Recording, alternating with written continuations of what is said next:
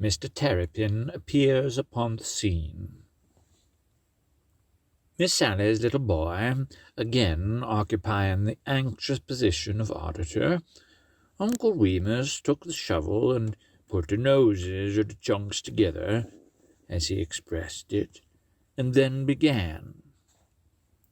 One day, arter Sif's cow done run past her own shadder, trying for to ketch him, Brer Rabbit talkin' loud that he was gwine to drap in and see Miss Meadows and the gals, and he got out his piece of looking-glass and primp up, he did, and sot out.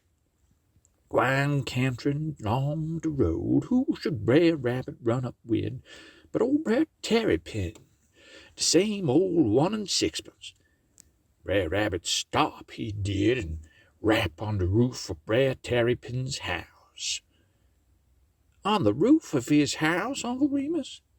Interrupted the little boy. Course, honey, Brer Tarrypin carry his house with him. Rain or shine, hot or cold, strike up with old Brer Tarrypin when you will, and whilst you may, and where you find him, there you'll find his shanty. It just like I tell you. So then, Brer Rabbit, he rap on the roof of Brer Tarrypin's house, he did, and ax was he in. And Brer Tarrypin lowed that he was, and then Brer Rabbit, he asked him howdy, and then Brer Tarrypin, he likewise spawned howdy. And then Brer Rabbit, he say, where was Brer Tarrypin gwine? And Brer Tarrypin, he say, which he weren't gwine nowhere scarcely. Then Brer Rabbit 'low he was on his way for to see Miss Meadows and the gals, and he asked Brer Tarrypin if he won't jine and go along. Brer Tarrypin spawn he didn't care if he do, and then they sot out. They had plenty of time for confabbing along the way, but by and by they got there. Miss Meadows and the gals, they come to the door, they did, and asked 'em in, and in they went. When they got in, Brer Tarrypin was so flat-footed that he was too low on the floor, and he weren't high enough in a chair. But while they was all scrambling round trying for to get Brer Tarrypin a chair, Brer Rabbit, he pick him up and put him in the shelf where the water bucket sot, and old Brer Tarrypin, he lay back up there, he did, just as proud as a with a cooked possum. Course, the talk fell on Brer Fox, and Miss Meadows and the gals make a great admiration about what a gaily riding hoss Brer Fox was, and they make lots of fun, and laugh and giggle, same like gals does these days.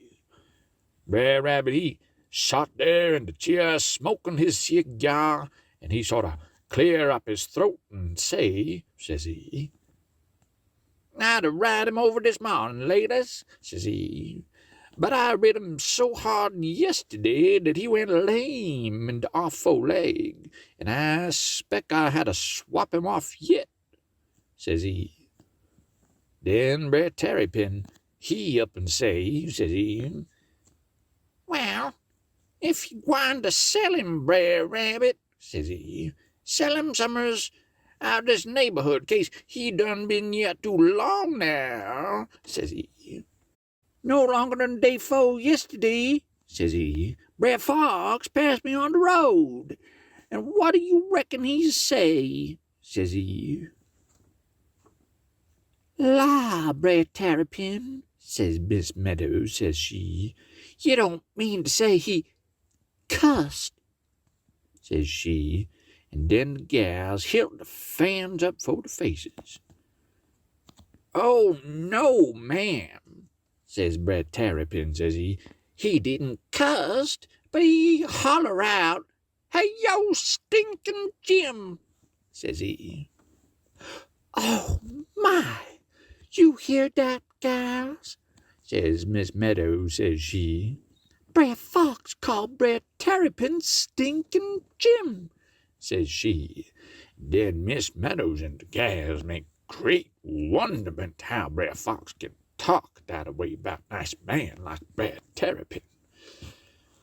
But bless gracious, honey, whilst all this gwine on, Brer Fox was standing at the back door with one ear at the cat hole listening.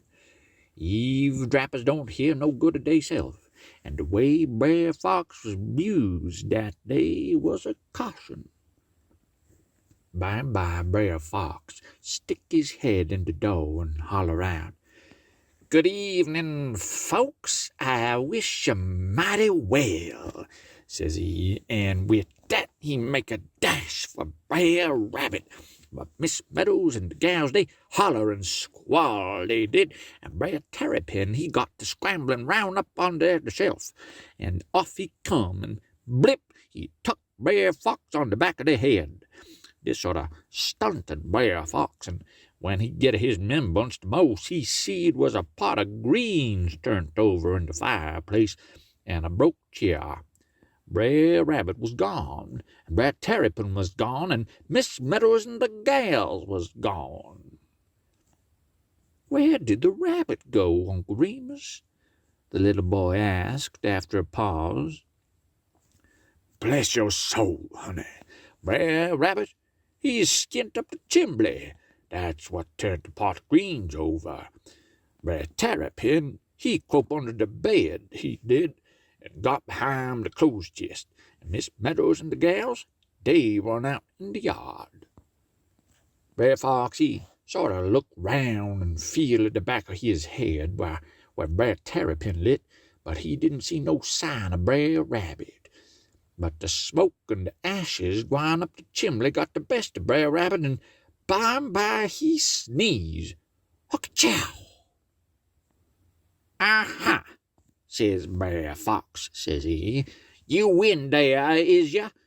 says he. "Well, I'm gwine to smoke you out if it takes a moment. You are mine this time," says he. Brer Rabbit ain't saying nothing. "Ain't you coming down?"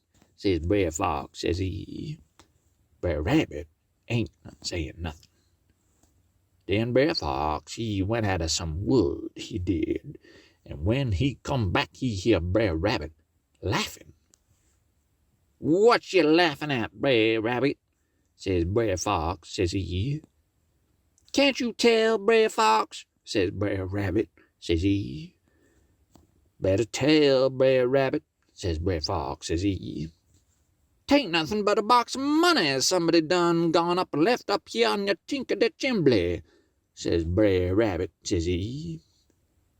"Don't believe you," says Brer Fox, says he. "Look up and see," says Brer Rabbit, says he. And when Brer Fox look up, Brer Rabbit spit his eyes full of tobacco juice, he did. Brer Fox, he make a break for the branch, and Brer Rabbit, he come down and told the ladies goodbye. "How you get him off, Brer Rabbit?" says Miss Meadows, says she.